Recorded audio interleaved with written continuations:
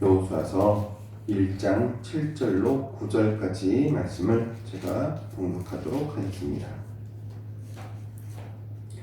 오직 강하고 극히 담대하여 나의 종 모세가 네게 명령한 그 율법을 다 지켜 행하고 우로나 좌로나 치우치지 말라. 그리하면 어디로 가든지 형통하리니 이 율법책을 내 입에서 떠나지 말게 하며 주야로 그것을 묵상하여 그 안에 기록된 대로 다 지켜 행하라. 그리하면 네 길이 평탄하게 될 것이며 네가 형통하리라. 내가 네게 명령한 것이 아니냐. 강하고 담대하라. 두려워하지 말며 놀라지 말라. 네가 어디로 가든지 네 하나님 여호와가 너와 함께 하느니라 하시니라. 아멘. 이것은 우리 주님의 말씀입니다. 우리 사랑하는 당인교회 성도 여러분, 여러분의 올 한 해가 하나님이 주시는 형통함으로 채워지기를 주의 이름으로 축복합니다. 형통하다는 것 말만 들어도 좋잖아요. 야, 올 한 해가 형통하다. 그냥 말이라도 좋잖아. 말이라도 형통했으면 좋겠다. 형통하면 좋죠. 그런데 이 형통의 의미가 조금 달라요. 어떻게 다르냐면은 형통은요, 어떤 목표를 향해서 이루어가는 그 과정을 형통이라고 해요. 성경은 그래서 단순히 사람이 하는 일들이 잘 되는 것을 형통이라고 하지 않고 하나님이 계획하시고 목적하신 바를 이루어 나아가는 것, 그것을 형통이라고 하죠. 예를 들면은 이 요셉이라는 사람이 있습니다. 여러분 잘 알다시피 형제들에 의해서 애굽 땅에 종으로 팔려가요. 애굽 땅에 종으로 팔려가서 종으로 일하는데 하나님께서는 요셉이 형통하다고 해요. 종으로 있다가 억울한 누명을 써서 감옥에 또 갇히게 되죠. 그런데 그 감옥에 있는 요셉을 가리켜서 하나님께서는 또 형통하다 그래요. 아니 억울한 누명을 써가지고 감옥에 갇혔는데 어떻게 그게 형통하다고 말할 수 있습니까? 그런데 이 형통의 의미가 다르기 때문에 그래요.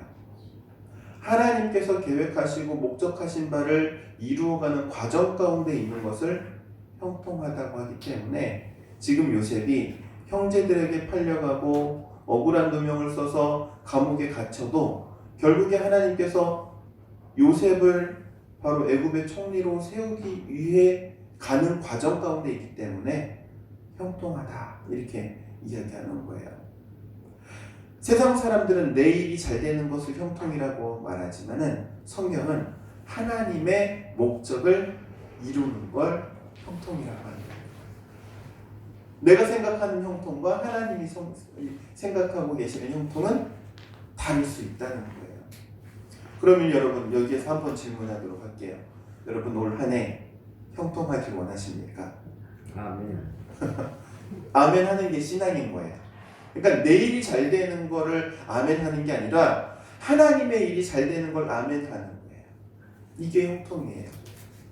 그러면 오늘 말씀 본문으로 돌아와서 여호수아의 형통은 과연 무엇이었을까요? 여호수아에게 있어서 형통. 여호수아에게 있어서의 가장 큰 사명은 가나안 땅을 정복하는 거예요. 하나님의 백성인 이스라엘 백성들을 이끌고 가나안 땅을 정복해서 그 땅을 이제 하나님의 백성의 기업으로 삼는 게 이 여호수아의 목표거든요. 하나님께서 여호수아를 통해서 이루시고자 하는 일이 그 일이고, 그리고 결국에 여호수아에게 있어서 형통이라는 말은 가나안 땅을 정복하는 게 여호수아에게 형통이라는 거예요. 그러면 우리는 여기에서 한 가지 사실을 발견할 수 있어요. 형통이라는 것과 사명이라는 것은 함께 간다는 거. 여러분 올 한 해 형통하시기를 주 이름으로 축복합니다. 아멘. 형통하시려면 그런데 사명을 먼저 발견하는 게 중요해요. 내 사명을 발견하고 그 사명을 향해 나아갈 때 그 삶이 형통한 삶이 되기 때문이에요. 우리 당인교회 성도들이 다 올 한 해 형통했으면 좋겠어요. 아멘. 그래서 한 해를 다 살고 나서 연말에 송구영신 예배를 드리면서 야 우리 하나님 올 한 해 나를 형통케 하셨다 이렇게 고백할 수 있기를 축원드립니다. 아멘. 그러한 형통을 위해서 우리가 삼아야 할 게 있어요. 첫 번째, 하나님의 말씀을 기준 삼아야 돼요. 세상의 가치관, 세상의 생각과 다른 하나님의 말씀이 나의 기준이 되어야 되는 거예요. 오늘 성경은 여호수아에게 다음과 같이 하나님께서 말씀하시죠. 우로나 좌우로나 치우치지 말라. 이 말은 무슨 말이냐면은 야 너가 세상 지식으로 가지도 말고 혹은 너가 경험했던 경험으로도 가지 말고 오직 하나님의 말씀을 기준으로 삼아 그 길을 가라라는 거예요. 요즘 시대를 가리켜서 뉴노멀이라고 하죠. 무슨 말이냐면은 새로운 시작이라는 거예요. 가보지 않은 세상을 지금 우리가 가고 있는 거예요. 가보지 않은 세상을 가는 데 있어서 세상은 말합니다.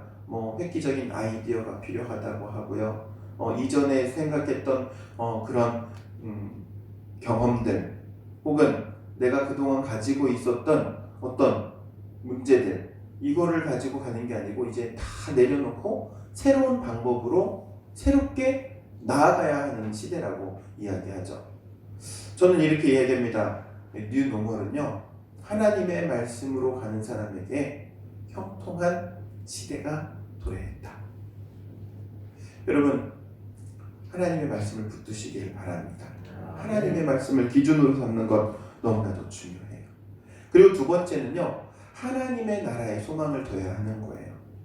여호수아는 지금 가나안 땅에 하나님의 백성들이 머물 하나님의 나라를 건설하기 위해서 가요. 그리고 하나님께서는 그 일을 이루시기 위해서 여호수아를 들어 사용하시는 거죠. 우리가 세상 가운데 살아가면서 필요한 것들 참 많아요. 먹고 사는 문제와 관련해서. 그런데 우리가 그것을 쫓아가다 보면은 잊어버리는 게 있어요. 하나님의 나라를 잊어버려요. 하나님의 의를 잊어버리고 하나님께서 우리를 위해서 예비해 놓으신 그것들을 잊어버리고 하늘 소망을 잊어버리고 살아가요. 사랑하는 방익교회 성도 여러분, 하나님의 나라에 소망을 두고 살아가시기를 주 이름으로 권면드립니다. 아멘. 하늘나라에 소망을 두면요 이 땅에서 경험하는 어떤 어려움도 이겨낼 수 있어요. 내가 넘어지는 이유가 뭐냐면은 너무 이 땅에 집중하니까 넘어지는 거예요. 그리고 세 번째로는요 하나님의 말씀에 붙들려야 해요. 내가 붙드는 게 아니고 하나님의 말씀이 나를 붙드는 거예요. 여러분 하나님의 말씀 올 한 해를 시작하며 뽑은 성경 말씀 한 구절 이 말씀을 여러분이 처음엔 붙들어야죠. 내가 붙들어야 한다는 것은 그 말씀을 암송하고 마음 안에 새기는 작업. 그런데 그렇게 하나님의 말씀을 붙들면은 하나님께서 그 말씀으로 나를 붙들어 주세요. 이러한 은혜를 경험하기를 주의 이름으로 축복합니다. 아멘. 그래서 야 하나님 말씀대로 이루어지네. 말씀대로 이루어지네라고 고백할 수 있는 것은 하나님의 말씀에 붙들렸을 때 가능한 거예요. 여호수아에게 허락하신 형통함을 우리 다인교회 성도들이 다 함께 경험하는 올 한 해가 되기를 주의 이름으로 축복합니다. 기도하도록 하겠습니다. 사랑과 은혜가 충만하신 하나님 은혜를 구합니다. 하나님께서 여호수아에게 형통을 허락하심과 같이 저희의 삶에도 형통함을 허락하여 주옵소서. 하나님의 계획과 뜻을 이루어가는 우리의 삶이 되기를 원하오니 주님의 선한 손으로 저희를 붙들어 주시고 때마다 시마다 성령으로 감동하여 주시고 또한 우리의 믿음을 붙들어 주시어서 온전히 주님 뜻을 이루어가게 하옵소서. 우리의 삶에 형통함을 허락하신 우리 주 예수 그리스도의 이름으로 기도하옵나이다.